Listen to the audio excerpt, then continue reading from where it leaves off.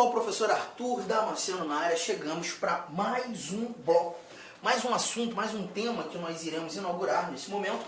Agora nós conversaremos sobre os chamados direitos políticos, assunto que nós encontramos na nossa Constituição, do artigo 14 ao artigo 17, conforme a nossa apresentação aqui, né? Vamos lá, vamos matar aqui de imediato o que o caput do artigo 14 nos apresenta, deflagrando esse assunto direitos políticos. O que temos?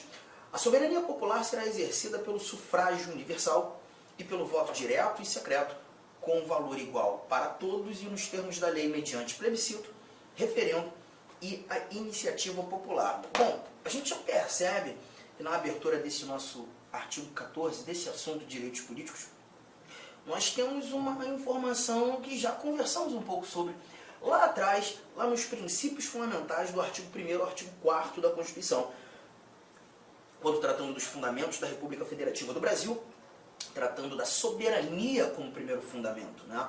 E o parágrafo único daquele mesmo artigo 1º, ele diz que todo poder emana do povo, que o exerce por meio de seus representantes eleitos ou diretamente nos termos desta Constituição. E aqui a gente verifica essa ideia desse poder sendo emanado pelo povo, por nós, entendendo aqui a soberania popular como prisma, como valor principal dessa abertura dos direitos políticos. A soberania popular será exercida pelo sufrágio universal. O sufrágio é justamente a ideia da eleição, né? Ou melhor, do formato que nós temos para a escolha dos representantes e gestores por meio das eleições. O sufrágio nada mais é do que essa capacidade que nós temos de participar da estruturação da vida política do Estado. De novo, o sufrágio nada mais é que essa capacidade que temos de participar da estruturação da vida política do nosso Estado. Então, nós participamos votando e sendo votado, né? Então a gente verifica claramente aqui essa capacidade que temos de determinar o destino da nação, escolhendo aqueles que estarão emanando o nosso poder de maneira indireta. Esse sufrágio, conforme dispõe a leitura do artigo 14, ele é universal, pois todos os que participam apresentarão voto de valor igual, né? E o voto direto secreto, a gente está verificando aqui a capacidade que temos de escolher diretamente, de emanar o nosso poder diretamente, mas ainda temos, nesse mesmo artigo 14, 3 outros instrumentos aqui apresentados, além do voto, que também deflagram essa capacidade que temos de emanar o nosso poder de maneira direta. É o que a gente chama de democracia participativa. O plebiscito, o referendo e a iniciativa popular. É muito importante que saibamos diferenciar esses 3 elementos. É muito importante que saibamos perceber o que é plebiscito, o que é referendo, quando esses 2 instrumentos acontecem e, por fim, o que seria a iniciativa popular, que tipo de participação é essa que temos a capacidade de ali estar, né, por meio dessa iniciativa. Vamos lá, a gente trabalha isso aqui agora, estou jogando aqui a nossa tela em branco e já começo te mostrando o Congresso Nacional, o desenho do nosso Congresso Nacional, e vai mostrar para a gente a formação do ato.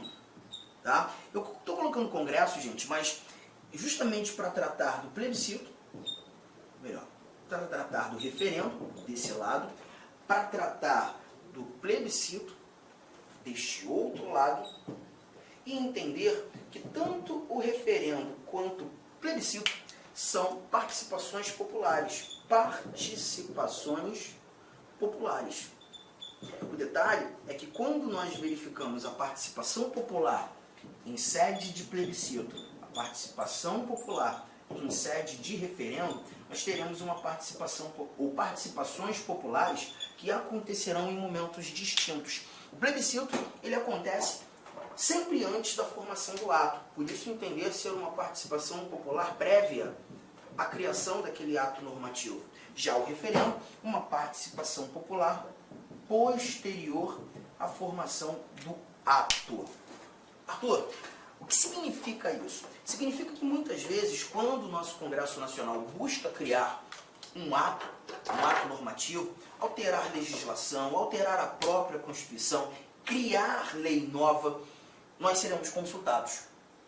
E quando você é consultado antes da formação desse ato, nós teremos o plebiscito. Vou te dar um exemplo. No dia 21 de abril de 1993, provavelmente alguns de vocês lembram disso, o eleitorado nacional participou de um plebiscito. Nesse plebiscito nós tivemos a oportunidade de manter o Brasil em sua forma de governo como uma república. Nós tivemos a oportunidade de mudar para a monarquia. Da mesma maneira, naquele mesmo plebiscito, nós também fomos consultados em manter o Brasil em seu sistema de governo como presidencialista, mas poderíamos ter alterado para um parlamentarismo. Esse plebiscito aconteceu. Perceba, a sua Constituição de 1988, ela traduz o Brasil como republicano, ela traz os instrumentos de um presidencialismo, mas se porventura, naquele plebiscito de 1993, nós tivéssemos alterado, não, o Brasil, a gente não quer mais república não, a gente quer uma monarquia. Nós não queremos mais um gestor sendo presidente, ou o chefe de Estado sendo presidente, não sei como será conjugado, nós desejamos ter um rei aqui no Brasil. Trocamos a república para a monarquia. Certamente a sua Constituição teria sido alterada. A Constituição hoje, se porventura a nossa resposta tivesse sido sim a essa alteração, a sua Constituição traria informações sobre o rei. Se porventura trocássemos o presidencialismo para o parlamentarismo, nós teríamos recomendações sobre o nosso parlamentarismo ou o nosso parlamento. Então tudo isso iria acontecer se a nossa resposta tivesse sido sim as alterações. Essas alterações não aconteceram.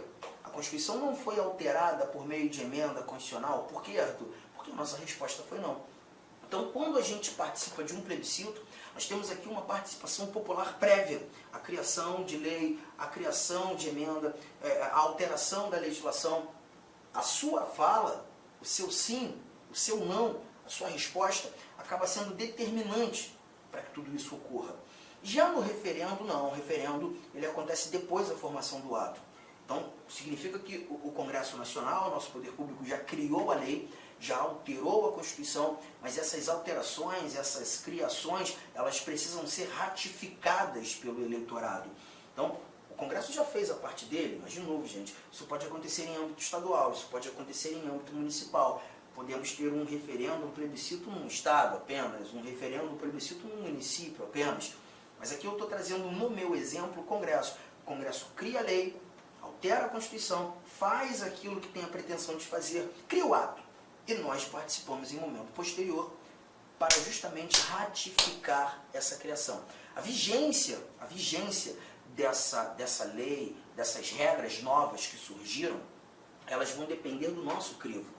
E nisso a gente percebe claramente uma emanação direta de poder. Direta de poder tanto no plebiscito, direta de poder quanto no referendo. É importante lembrar que a nossa Constituição, ela traz sim alguns momentos em que o plebiscito ele precisa acontecer. Nós veremos isso inclusive quando estudando a organização do Estado, as competências das unidades da Federação, a estrutura político-administrativa da República Federativa do Brasil. Mas em regra geral, e aqui nesse momento é só para te mostrar o que é plebiscito, o que é referendo, em regra geral, o que temos é o Congresso Nacional, o Poder Legislativo, convocando o eleitorado para a participação do plebiscito, para a participação do referendo. Legal, tudo bem. Bom, avançando, nós também precisamos tratar da iniciativa popular. A iniciativa popular também foi citada. E quando, levando em consideração a iniciativa popular, aqui nós estamos tratando da capacidade que você tem, que eu tenho, de apresentarmos projetos de lei ao Poder Legislativo respectivo. Nossos projetos de lei podem sim se tornar leis, porém, algumas regrinhas precisam ser cumpridas para que possamos iniciar o processo legislativo. Não se confunda, a iniciativa popular nada tem a ver com a ação popular. A iniciativa popular é a apresentação de projeto de lei. A ação popular é uma ação judicial, remédio constitucional, que faz controle da administração pública. Bom, vamos lá falar um pouco sobre essa iniciativa popular. Eu vou trazer alguns detalhes importantes que você precisa saber. Se a tua pretensão é apresentar um projeto de lei ao Congresso Nacional, esfera federal, as regras dessa iniciativa popular são apresentadas para a gente no artigo 61, parágrafo 2º da Constituição. E mais, A apresentação ela deve ocorrer na Câmara dos Deputados, porque você sabe muito bem que o nosso Congresso Nacional ele é composto de Câmara e Senado, mas você tem o endereço certo. Você conduz o seu projeto, protocoliza o seu projeto no Congresso, na Câmara dos Deputados. Câmara. Mas você só vai poder fazer isso depois de ter certeza que você reuniu 1% de assinaturas, 1% de assinaturas do eleitorado nacional. Se hoje giramos em torno de 150 milhões de eleitores, você já percebeu então que essa regra vai te exigir reunir, subscrever seu projeto com pelo menos 1,5 milhão de assinaturas. É coisa pra caramba. Se fosse só isso já seria difícil. Mas não é só isso não. Você vai ter que distribuir esse quantitativo de assinaturas por pelo menos 5 estados. E em cada um desses estados você vai ter que atender 0,3% de assinaturas de cada eleitorado estadual, que você escolheu distribuir. Por exemplo, se você buscou distribuir assinaturas no Mato Grosso do Sul, Goiás, Tocantins e Amazonas, você vai ter que levar em consideração o eleitorado de cada um desses 5 estados e atender pelo menos 0,3% do eleitorado de cada um desses 5 estados. Somente assim você garante legitimidade para apresentar seu projeto de lei lá no Congresso, precisamente na Câmara dos Deputados, tá? E aí o processo legislativo vai acontecer naturalmente. Os deputados vão deliberar, aprovar o projeto, mandam para o Senado também vai deliberar, alterações podem acontecer, teu projeto pode ser rejeitado, tá? Então é o que temos aqui, apenas a apresentação do projeto. Ah, mas eu não estou querendo levar projeto de lei para o Congresso, não. O projeto de lei que eu preparei trata de um assunto de competência estadual. Então eu gostaria de levar para a Assembleia Legislativa do meu estado. Não, o assunto é de competência municipal. Eu gostaria de protocolizar o meu projeto na Câmara Municipal, na Câmara dos Vereadores do meu município. Posso? Você pode também. Pode também. Só que, fique esperto, a Constituição Federal, deixa eu começar com esse dado aqui, ó. A Constituição Federal, quando tratando da iniciativa popular na esfera municipal, aquela casa legislativa que está próxima de você, o artigo 29, inciso 13, ele nos apresenta que você precisa reunir 5% de assinaturas do eleitorado municipal, do eleitorado do seu município, né? Então, é possível sim, a porcentagem é outra, mas o mundo também é diferente, né? Porque você só leva em consideração os eleitores registrados, um alistamento eleitoral no seu município. Tudo bem?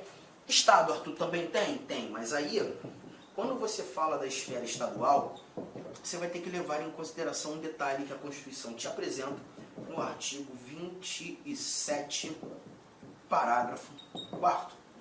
O artigo 27, parágrafo 4º, ele traz pra gente que o Estado vai criar as suas próprias regras. Então, a regra da iniciativa popular nos estados não está na Constituição Federal.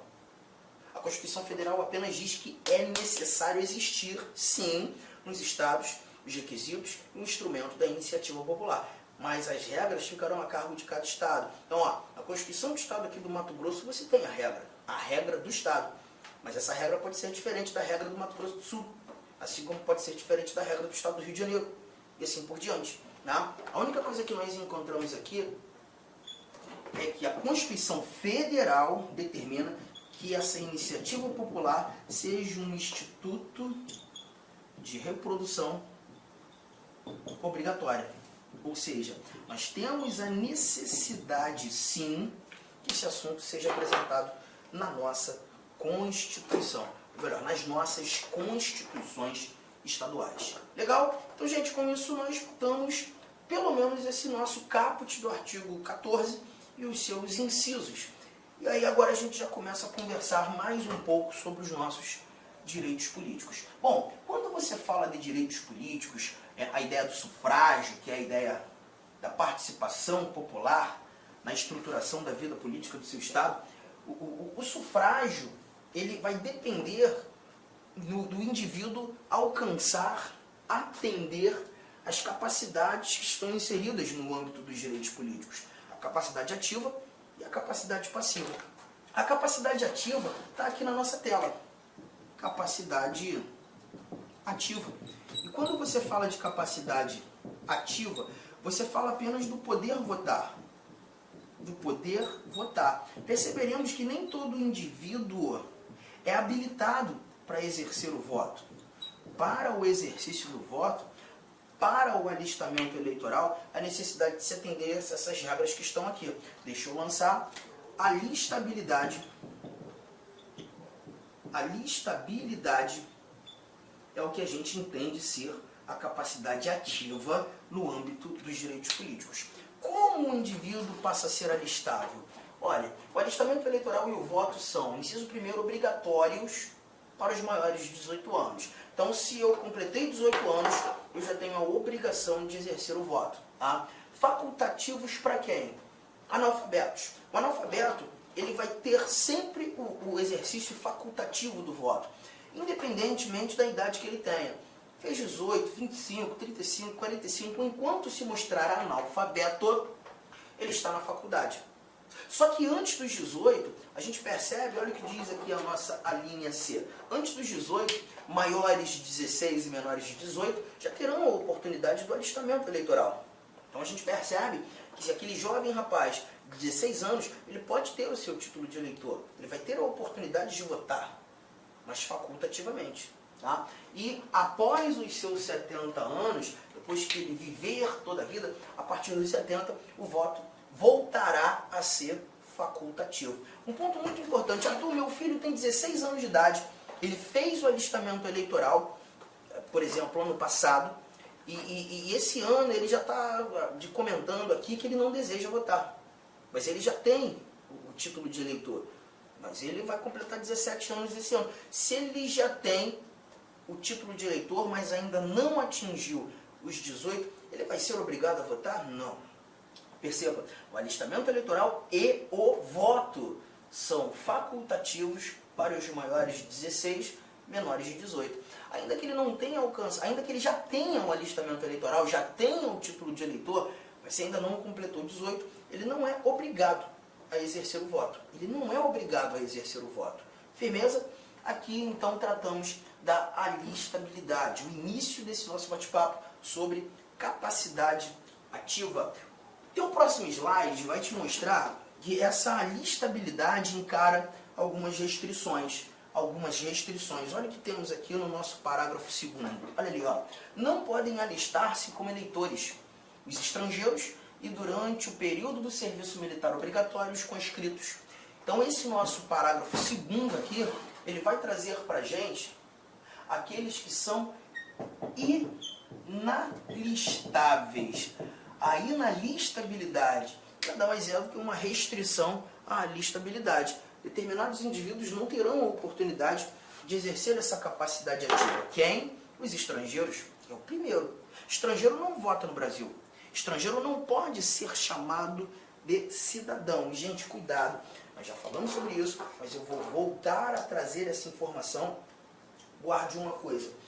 Nem todo brasileiro é cidadão. Nem todo nacional é cidadão. O conceito de nacionalidade refere-se ao vínculo que liga o indivíduo a um Estado, apenas, fazendo desse indivíduo brasileiro nato ou brasileiro naturalizado. A cidadania, para ser exercida por um brasileiro, tem que ser brasileiro para exercer a cidadania, ela vai exigir o alistamento eleitoral. Então só poderá ser considerado cidadão no Brasil aquele indivíduo que já alcançou os seus 16 anos, pelo menos 16 anos, como vimos aqui no slide anterior. 16 anos, o alistamento já é facultativo, obrigatoriamente a partir dos 18. Juntos até aqui? Então, cuidado com esse detalhe, tá? Outro ponto importante, conscritos. Os conscritos também foram aqui apresentados como inalistáveis, né? Além dos estrangeiros, os conscritos. Arthur, mas quem são esses conscritos? Os conscritos, pessoal, são aqueles militares que estão no exercício do serviço militar obrigatório. Se o indivíduo é conscrito, ele não pode votar. Se ainda não fez o alistamento eleitoral, ele não poderá fazer enquanto durar a sua conscrição, tá? Agora, toma cuidado, nem todo militar é conscrito. Nem todo militar é conscrito. De novo, os conscritos são aqueles que estão no serviço militar obrigatório. Em sala de aula, muitas vezes me perguntam, Arthur, essa conscrição ela dura quanto tempo? A minha resposta é, a conscrição ela vai durar o tempo da obrigatoriedade. A partir do momento que o serviço militar deixa de ser obrigatório, ele deixa de ser considerado conscrito e já terá a oportunidade de exercer o voto, tá? Então, nem todo militar é conscrito. Aqui, essa restrição atinge apenas os conscritos. E sabe por que eu estou dando muita ênfase a esse assunto? Porque eu já vou fazer um link aqui. Um link bem importante.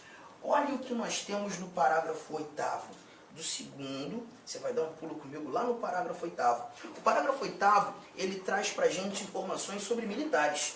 Ele diz assim, ó, o militar alistável é elegível, atendidas as seguintes condições. A primeira delas, se esse militar contar menos de 10 anos de serviço, ele deverá afastar-se da atividade. Se contar menos de 10 anos. Então sabe aquele teu amigo que é cabo da aeronáutica, ele tem 8 anos de serviço, 8 anos de carreira militar, mas quer porque quer ser prefeito lá do município que vocês moram, né? É importante que você fale para ele, meu amigo, ó, se eu fosse você, eu examinaria lá o artigo 14, parágrafo 8º da Constituição, e trata justamente de militares que estão na sua condição, aqueles que contam com menos de 10 anos. Menos de 10 anos. E se ele conta menos de 10 anos, a Constituição determina que ele deverá afastar-se da atividade. E é muito importante lembrarmos que o afastar-se da atividade não é pedir uma licença, não. É pedir a baixa. Ele vai ter que deixar de ser militar. Que isso, Arthur? Perfeitamente. Mas aí vamos lá. Ele abre mão da carreira, deixa de ser militar, faz sua filiação partidária, concorre ao cargo eletivo, chegando lá nas eleições ele não vence. E aí, como é que fica? E aí, como é que fica que ele vai ter que entrar aqui, né, em contato com a LAC Concursos e buscar uma nova preparação, uma melhor preparação, mas eu tenho absoluta certeza que se ele comprar os nossos cursos, ele vai ser aprovado muito rapidamente em outro concurso, porque no militarismo, pelo menos o cargo que exercia antes de pedir baixa, ele não volta não, pelo menos automaticamente não volta não. Fechou? Pois é um risco, né? Então não é jogo, Arthur, ele tentar cargo eletivo se ele conta com menos de 10 anos. Eu também acho que não. Seria melhor ele esperar para atender o segundo inciso aqui, ó. Se contar mais de 10 anos de serviço, ele será agregado pela autoridade superior. Então perceba, ele será agregado pela autoridade superior. Quando a gente fala do ser agregado pela autoridade superior, ser agregado pela autoridade superior, nós estamos falando agora sim de uma licença. Ele tem ali a sua licença, será agregado pela autoridade superior e se eleito, se ele for eleito, deixa eu trazer aqui, vitorioso, será ou passará automaticamente no ato da diplomação para a inatividade. Se ele for eleito, no ato da diplomação,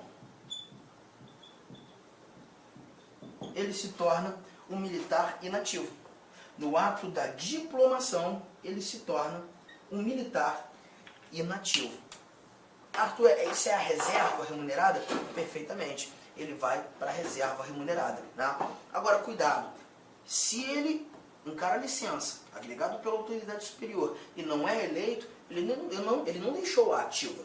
Ele continua sendo um militar da ativa. Ele volta a exercer as suas atribuições. Ele não pediu baixa. Ele só deixará a ativa se ele for vitorioso. E aí, no ato da diplomação, ele será remetido à inatividade. Um ponto importante para você aqui. Gente, quando nós falamos de diplomação, nós não estamos tratando de algo simétrico à posse, tá? É importante muitas questões misturam isso aqui. Mas muitas questões misturam isso aqui. A ideia da eleição acontecendo naquele mês de outubro. Após a eleição, nós teremos o ato da diplomação. Ele será diplomado. E em momento posterior à diplomação, ele toma posse. Nós sabemos que a posse acontece no ano seguinte ao que a eleição ocorreu. Mas a diplomação ela acontece dias após as eleições. Em regra geral, a diplomação acontece na segunda quinzena do mês de novembro. Tá? A eleição acontece no mês de outubro e a diplomação acontecerá no mês de novembro. E é justamente nesse momento, no mês de novembro, que esse indivíduo será remetido à inatividade. Legal? Não é posse, é diplomação. Cuidado, porque tem muita questão que mistura isso, tá? E olha, a diplomação ela não é citada apenas aqui. A diplomação ela não é citada apenas aqui. A diplomação também vai ser citada em outros momentos. Vamos lá, vamos matar logo isso também. Parágrafo 10. Parágrafo 10 traz o seguinte, prestem bastante atenção nesse nosso parágrafo 10. Ele diz que o mandato eletivo poderá ser impugnado ante a Justiça Eleitoral no prazo de 15 dias, contados da diplomação. Contados da diplomação. Com provas de abuso de poder econômico, corrupção ou fraude. Aqui a gente está falando da chamada ação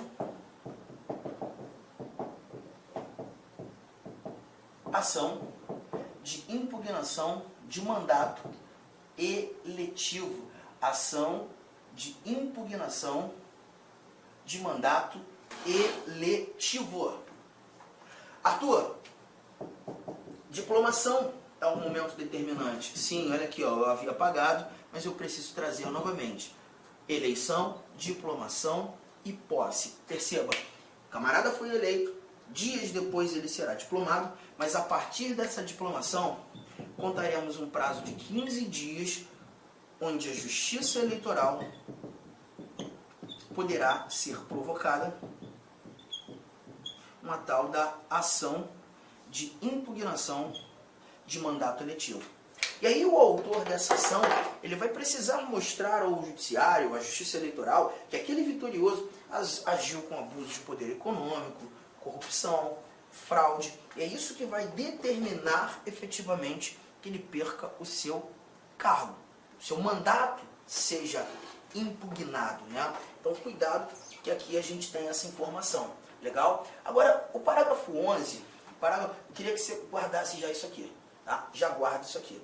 E o parágrafo 11, ele traz pra gente o seguinte, ó, a ação de impugnação de mandato eletivo tramitará em segredo de justiça, respondendo o autor na forma da lei, se temerária ou de manifesta má-fé. Então a gente já sabe, os 15 dias, Justiça Eleitoral, essa ação precisa carregar provas de abuso, de poder econômico, econômico, corrupção ou fraude. E aí, a gente toma conhecimento que toda ação de impugnação de mandato, ela tramita em segredo de justiça. Em segredo de justiça, né? Por quê, Arthur? Tramita em segredo de justiça justamente para proteger o político bom, né? Quem é que pode ajuizar essa ação? Candidatos, partidos políticos, coligações, o Ministério Público. Então, vamos imaginar que você tenha vencido as eleições, tá? Eu sou o seu arquirrival, o seu antagonista. Perdi para você. Eu sei que você sempre foi um indivíduo muito justo, muito correto, muito íntegro, mas incomodado, muito chateado por ter perdido, eu ajuizo uma ação de impugnação de mandato no intuito de manchar a sua imagem, a sua honra, a sua vida pregressa.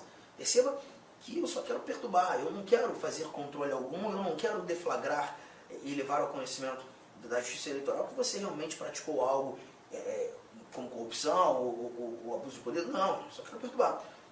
E o detalhe é que essa ação tramite em segredo de justiça. Porque se todo mundo toma conhecimento de tudo que está sendo levantado ali, gente, é muito possível com que você acredite nessa minha história e eu acabe conseguindo fazer... Olá, meus amigos. Inicialmente eu quero pedir licença para vocês, pois interrompi a sua aula. Mas essa aula do YouTube é uma aula demonstrativa para você conhecer aí a nossa estrutura, os nossos professores e os nossos cursos. Eu sou o professor Lac, especialista em concursos públicos. Somente em 2022 eu fui aprovado em 7 concursos públicos e a minha meta é buscar 10 aprovações por ano. Eu acho que eu consigo este ano cumprir a minha meta de aprovação. E eu estou aqui para ajudar vocês.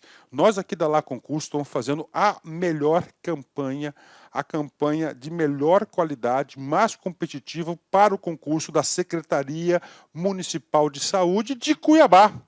E nós temos aí vários cursos, vou apresentar para vocês rapidamente. Nós temos aqui a opção online, todos os conhecimentos básicos, item a item, sem nenhum item fora do edital, para fechar o edital. 10 parcelas de R$ 35,00, oficial técnico de administração online 10 de 45, técnico de enfermagem 10 de 50 e apoio jurídico 10 de 50. Detalhe, esses cursos nossos online não é aquele transmitido em sala de aula que o cara grava. O nosso não. O nosso é gravação em estúdio com excelente qualidade de áudio, de imagem e de iluminação, claro, também de edição. Tem presencial? Tem presencial. Professor, esse presencial é transmitido ao vivo? Sim. Ah, professor, me adapto mais aí à metodologia de presencial. Não tem problemas. Ele é transmitido ao vivo. Nós temos aí, né? Conhecimentos gerais, todos os cargos. Tem uma promoção aqui bacana. Para quem se matricular até o dia 23/9 vai pagar 10 de R$50.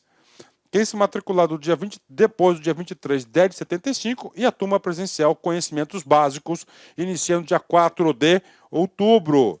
Tem técnico de enfermagem? Sim, temos técnico de enfermagem também. Mesma coisa, tem a promoção aí, dia 23/9, paga 10 de 70, após o dia 23/9, paga 10 de 120, e o início da turma começa no dia 4/10, né? E claro, a nossa luva de ouro aí, tá certo? O nosso produto master aqui, que é a turma VIP. Essa turma VIP tem todo um diferencial, onde eu, professor Lac, coloco toda a minha experiência e dedicação. Só de conhecimentos específicos são 15 aulas minhas.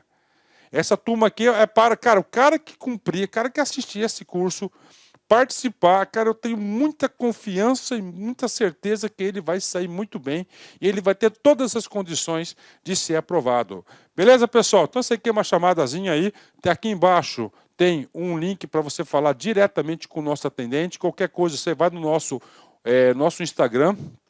Quem responde o direct do Instagram sou eu, faço isso pessoalmente, porque é um canal de comunicação que eu abri, que eu exerço diretamente com os nossos alunos. Valeu, meus amigos. Então, venham estudar conosco.